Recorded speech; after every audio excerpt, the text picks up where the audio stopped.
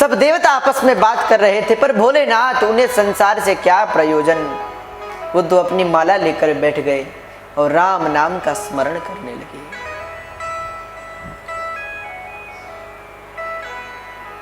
अच्छा, राम नाम की बहुत महिमा है। आप देखें कि शेष भी नित्य राम नाम लेते, भगवान शंकर भी लेते, बहुत महिमा है। अच्छा, एक बार की तो कथा भी है। कहते हैं वो व्यक्ति कभी भगवान का नाम नहीं लेता था, बड़ा दुष्ट था, पापी था, पर उसका भाई बड़ा सज्जन, बड़ा भगवत भक्त, संतों की सेवा करे, संतों के चरणों में नमस्कार किया और कहा महाराज कुछ ऐसी कृपा कीजिए कि मेरा दुष्ट भाई भी भगवान का नाम लेकर इसका कल्याण हो, नहीं तो ये तो नरकों में भटकेगा, प्रेत योनि को प्राप्त होगा, इसलिए महाराज इसके कल्याण का कोई साधन बताइए।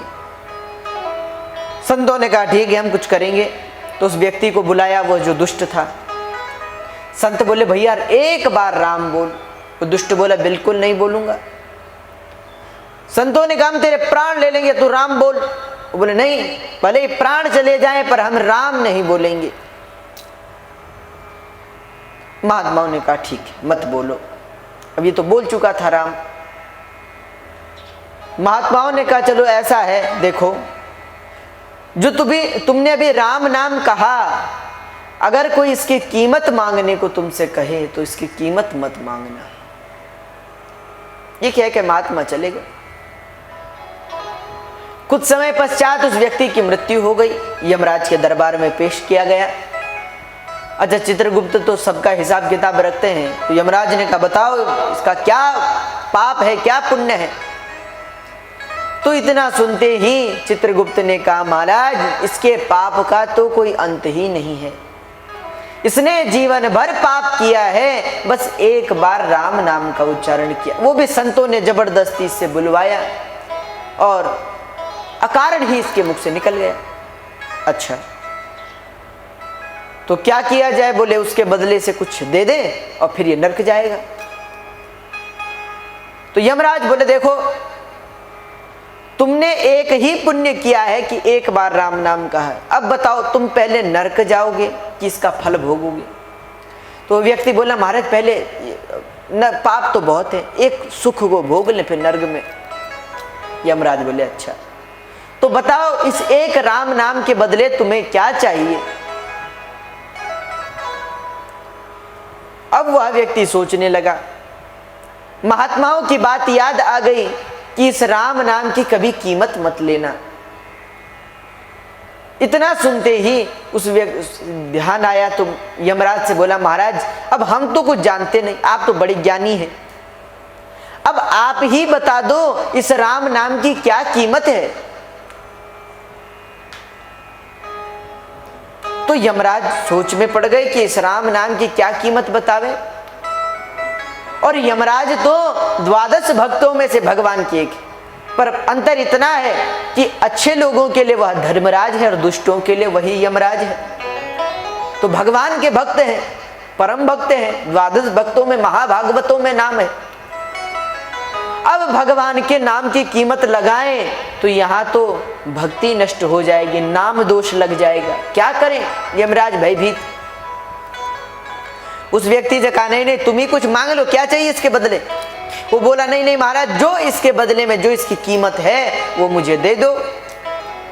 यमराज ने कहा भैया देखो इसकी कीमत तो हमें पता नहीं है।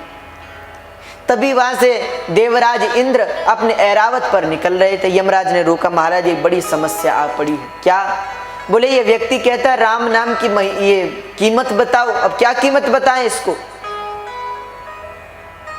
मन में सोचा। इंद्र बोले राम नाम की तो क्या कीमत हो सकती है, हमें तो पता नहीं। तो अब जब देखा कि हमारी मांग पूरी नहीं हो रही तो बिल्कुल प्रभाव आ गया। बोले नहीं नहीं हमें तो इसके बराबर कीमत ही चाहिए। चिंतित हो गए दोनों। चलो ब्रह्मा जी के पास चलते हैं, वो कुछ बताएंगे, उन्हें कुछ पता होगा। ये सोचकर इंद्र ने और यमराज ने कहा भैया चलो। ये व्यक्ति बोला हम पैदल नहीं जाते, हम तो पालकी पे जाते हैं। तो स्वयं यमराज को और देवराज इंद्र को पालकी उठाने वाला बनाया और पालकी पे बैठकर ब्रह्मा जी के पास पहुंचे। ब्रह्मा जी ने यमराज और इंद्र से कहा, भैया बताओ ये कौन इतना पुण्यवान है जिसे स्वयं यमराज और देवराज इंद्र ने जिसकी पालकी उठाई, ये कौन है? यमराज बोले, महाराज ये कोई पुण्यात्मा नहीं है, ये तो महापापी है। तो ब्रह्मा जी बोले, तो इसके पालकी में क्यों उठाया है? तो बोले, इसने एक बार राम नाम कहा है और कहता है उसकी कीमत बताओ। अब क्या कीमत बताएं? महाराज आप ही कुछ बताइए, सारे विधान आपके बनाए, सारी सृष्टि आपकी बनाई, बताइए आप कुछ। ब्रह्मा जी बोले, भगवान के नाम की महिमा तो हमें पता नहीं है, क्या बतावे? चिंतित हुए। अच्छा एक उपाय है, क्या? बोले, भगवान शंकर नित्य नाम लेते हैं, जरा उनसे पूछो, उनके पास चलते हैं। इंद्र और यमराज ने कहा ठीक है। ब्रह्मा जी बोले, जरा हम भी तो भगवान के नाम की कीमत सुने, हम भी आएंगे। तो व्यक्ति बोला, एक शर्त पर हम अपने साथ ले जाएंगे ब्रह्मा जी। ब्रह्मा जी बोले, क्या? बोले, हमारे आगे आगे स्वस्ति वाचन करते हुए चलो। तो ब्रह्मा जी ने कहा ठीक है।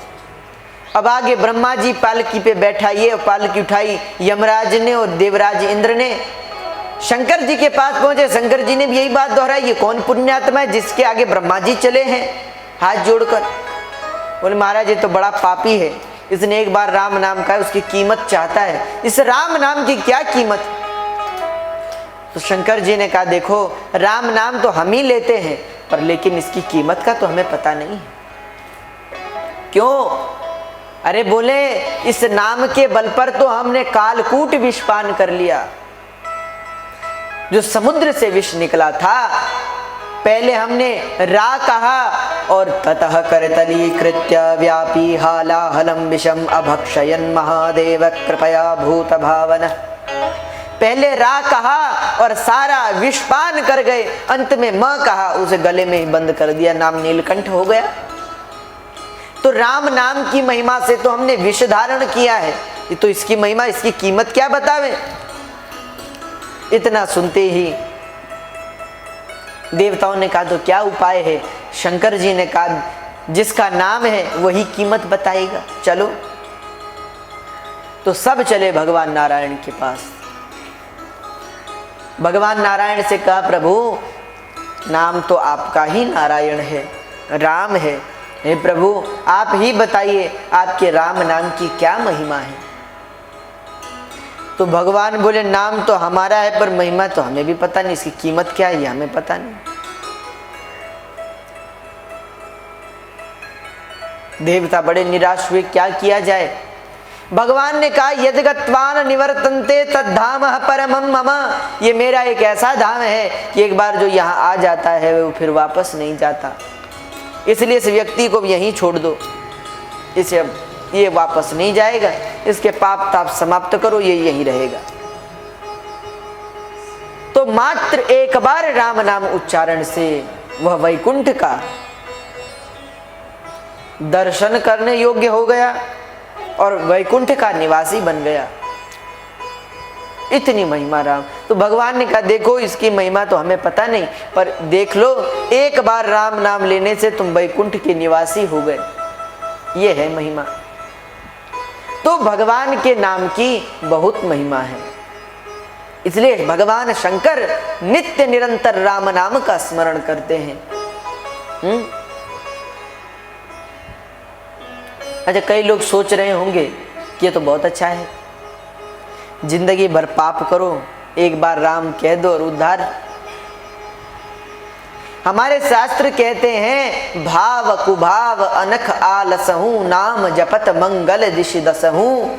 भाव से जपो, कुभाव से जपो, अभाव में जपो, जैसे भी जपो, पर नाम लो और नाम लेने से कल्याण होगा।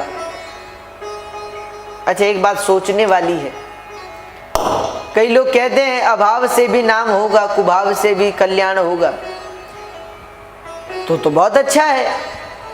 तो फिर प्रेम करने की क्या आवश्यकता है, ध्यान लगाने की क्या आवश्यकता है, ऐसे ही राम लो हो गया कल्याण।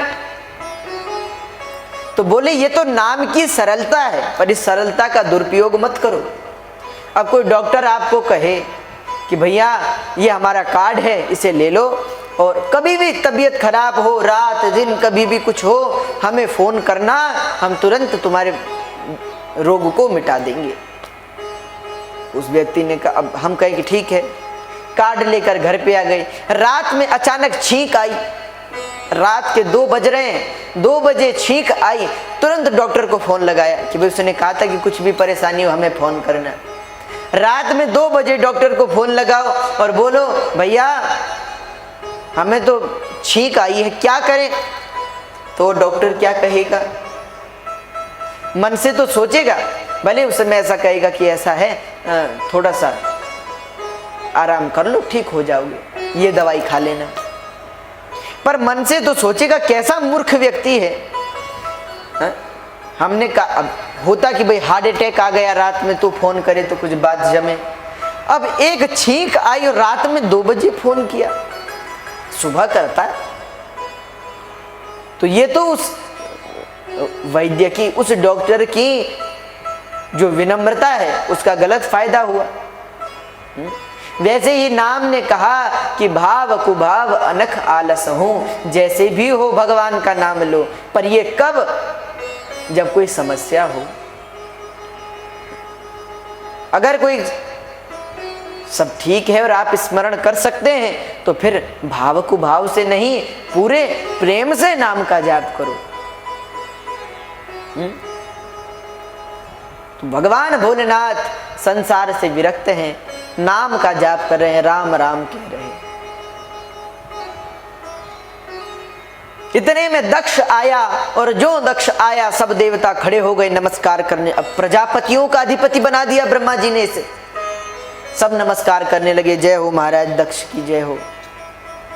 सब उठे पर 3 नहीं उठे, ब्रह्मा जी, विष्णु भगवान और शंकर भगवान, ये तीनों नहीं उठे। दक्ष ने सोचा चलो ब्रह्मा जी नहीं उठे, ये तो हमारे पिताजी हैं, इन्हें तो हम नमस्कार करेंगे, कोई बात नहीं। अच्छा भगवान विष्णु नहीं उठे तो ये तो हमारे आराध्य, इनके तो हम पूजा करेंगे। पर ये शिव, ये शंकर, ये अधर्मी, ये मेरा दामाद है और दामाद तो पुत्र के समान होता है और इसने मुझे नमस्कार नहीं किया।